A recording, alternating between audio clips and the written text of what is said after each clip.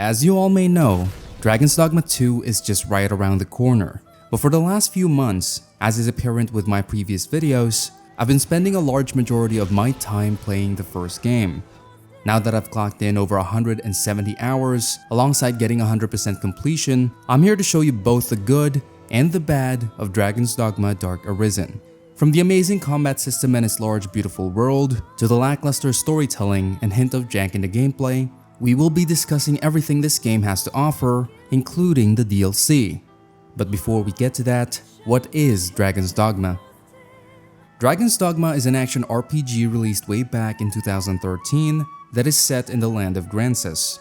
You're going to be playing as someone known as the Arisen, but you'll be able to create your character like in other RPGs. The story starts off with a dragon attacking your village and literally gouging out your heart. But surprise, you're not dead. You don't have a heart, but you've gained an immortal body and are now known as the Arisen. And so, in order to retrieve the heart, you embark on a long journey throughout all corners of Gransys, slaying huge monsters, exploring the vast open world, and uncovering the hidden truth of the world. Before getting into any of the meaty stuff, I wanted to first do a quick showcase of the character creation system because it's surprisingly versatile despite its age. You can literally make Guts from Berserk or Bilbo from The Hobbit and anything in between, which is pretty impressive for a decade-old game. Not only that, but your character's height and weight actually has a slight effect on things like stamina pool and carry weight limit, adding just a little bit to the game's immersiveness, but it doesn't affect the mechanics to the point where you have to play as a goblin or a giant to be effective. Now, whether this game was recommended to you or you randomly saw it somewhere on YouTube or the internet, chances are that you've heard how people gush about how good the game's combat system is, so let's talk a little bit about that. Your first experience with the combat system in this game will start upon choosing a starter vocation. Fighter is your regular sword and shield, Strider is your rogue archetype, and Mage of course is your spellcaster. In the early levels, you're most likely going to see one of the things that a lot of newer players complain about when starting Dragon's Dogma, and that is, where is the amazing combat system? You start off with a basic light and heavy attack, one non-flashy skill, and you hit like a wet noodle. And in the early game, you pretty much just spam these same skills, allowing for very little ways to express the class fantasy of each of the three vocations. But as you level up and your vocation ranks up, you'll start unlocking new skills that completely change the dynamic of your encounters. First, you'll unlock new core skills, which are straight up new mechanics for the vocations, like a parry for any vocation that can use a shield, or the rogue vocations getting a dodge roll and a double jump makes the combat experience a lot smoother compared to the early game. And then, you'll start unlocking new skills which can be equipped in both primary and secondary weapons. You want to pull a Cyclops down with strings, use his head as a stepping stone, and drop a somersault dagger attack on its exposed eye? You can do that. You want to cast a time-slowing spell, summon a huge tornado, and have meteors rain down from the heavens as you watch your enemies get bounced into the sky? You can do that as well, but it will take a little bit of time. Dragon's Dogma is not exactly difficult like the Souls-like games, but it doesn't give you everything right from the beginning either. It's a slow burn, work your way up type of game, and that's one of the reasons why people like it. Aside from the starter vocations, once you get to the main city, you'll gain access to advanced vocations as well, and you'll be able to freely swap at the end as long as the vocation has already been unlocked. Examples of advanced vocations are specializations like the Warrior and Sorcerer. The Warrior is your greatsword wielding, smashing dragons down from the heavens fantasy. And then the Sorcerer is your weather controlling, I summon an iceberg in your face vocation, which I actually really enjoyed despite not being a fan of the typical mage classes. And then there's also the hybrid vocations, which combines elements of different vocations for a completely new playstyle. There's Mystic Knight, a heavy armor great shield wielding spellcaster that can both unleash devastating magic while being an absolute melee machine. And the Magic Archer, which combines archery with spells for homing missiles, and a bunch of really interesting skills that I haven't seen in other games in the past. There's a couple more vocations in there, so I'll let you discover those for yourselves. But there's one more thing. Vocations in Dragon's Dogma is just one part of the combat system. The other half is what is known as the pawn system. Upon leaving the starting village, you'll immediately gain access to your very first pawn. Lore-wise, these are otherworldly beings that come from a dimension called the Rift and who only answer to the Arisen. They are basically party members controlled by the game's AI, and the great thing about them is that you can create what is called a main pawn. From their exact looks, vocations, skills, and equipment, to even how they fight. You see, pawns whenever they're adventuring with you are actively learning and gaining experience. They learn how to finish quests that you complete, how to defeat enemies that you beat, and then they remember their weaknesses and copy what you do in future encounters. If you're the type of person who goes for weak and smaller enemies first, they'll do that. If you climb larger enemies first and strike at their weaknesses, they'll learn to do that and do the same next time. But what makes this system truly special is the fact that pawns are actually shared all across the rift for other players to use and add into their party.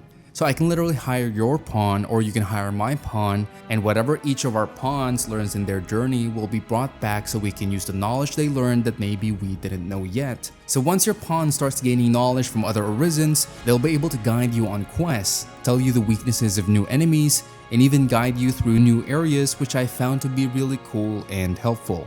Once you have a full party of vastly unique and interesting individuals, and they're all using different skills, helping each other out, covering for each of the other vocations' weaknesses, then you'll see why people love Dragon's Dogma combat so much, and you'll start to understand why demand for a sequel has been massive for the last 10 years. Aside from the amazing combat system, another thing that I really enjoyed during my journey with Dragon's Dogma is somewhat of an underrated aspect of the game, which is both the exploration and the questing. You'll start to notice this right away with one of the first quests you encounter. Your cousin asks for your help in gathering medicinal herbs, flowers called Sunbright and Moonglow. But wait, there's no quest marker, so what do? Well, you can either explore blindly and come across those plants by chance, or you can explore the village and eventually you'll be able to gather information from the other villagers about where to find them. And that's the time where you'll actually get directions directly from the villagers to check out the big trees outside the village. And then, based on the names of the flowers, you'll get the idea that maybe one of them can only be gathered in daylight and the other one at nighttime. And since you'll be exploring at nighttime for the first time, the game also organically teaches you that being out at night is incredibly dangerous with higher level enemies and increased spawns. The quiet beach where you would watch the beautiful sunset earlier has now become a dangerous territory filled with goblins looting and pillaging the unguarded boats.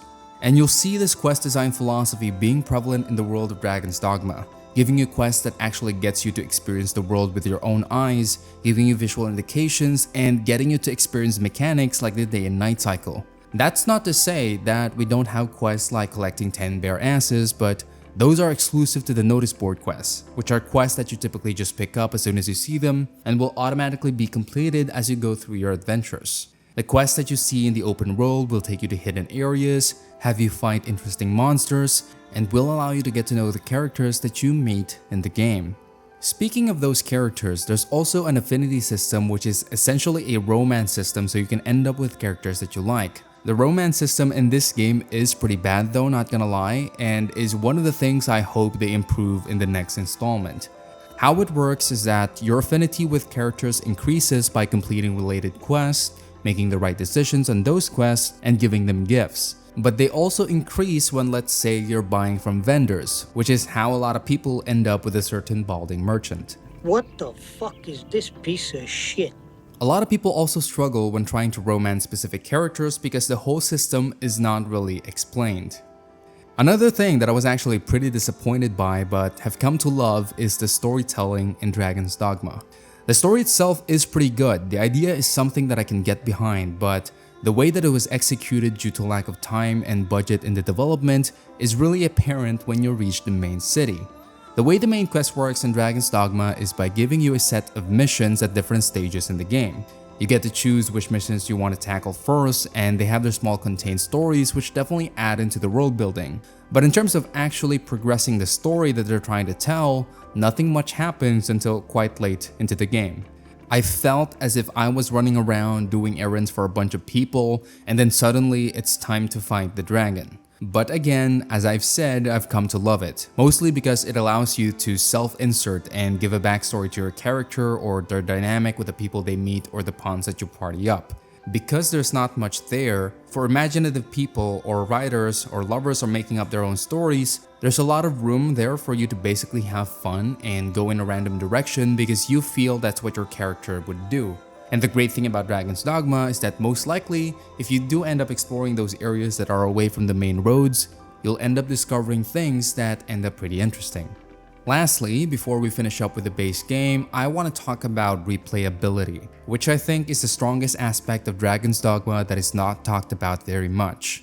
Your first playthrough, on average, will most likely take you anywhere between 40 to 50 hours if you take your time to enjoy the world. But then you'll see players like me who have accumulated hundreds and hundreds of hours just replaying the whole experience.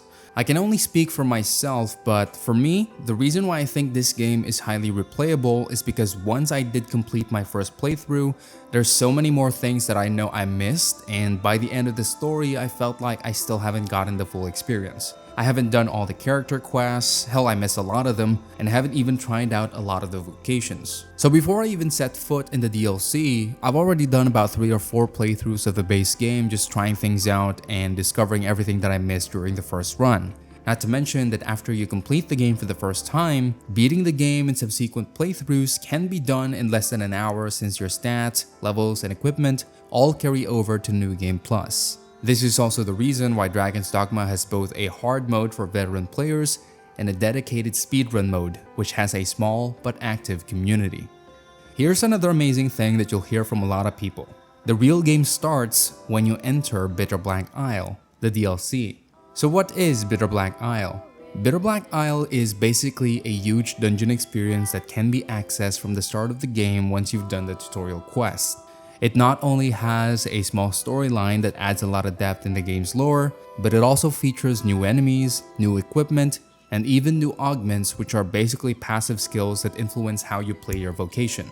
But the best thing about Bitterblack Isle is the challenge that it presents. You've completed the main game multiple times, you've tried out all vocations, and you've mastered Dragon's Dogma. You then enter Bitterblack Isle, and the game kicks your ass. Now the true challenge starts, and I absolutely love that. As you go through the dungeons and you get deeper and deeper, the DLC challenges your understanding of the game and the vocations that you play. Sometimes you will be hard countered, so you have to find a way to beat your enemies through strategy, preparation, or both. And every time that you feel like you're getting the hang of things again, the game will introduce you to stronger and cooler enemies that seem impossible to defeat in the beginning, but by the end of your journey you'll feel like an absolute god, farming even the strongest enemies for a chance at getting cool drift for yourself and of course, your pawn. So that's Dragon's Dogma. Right now it's going for about $5 with a Steam sale, and I guarantee if you like fantasy RPGs, this will be the best value for money you'll get with your $5.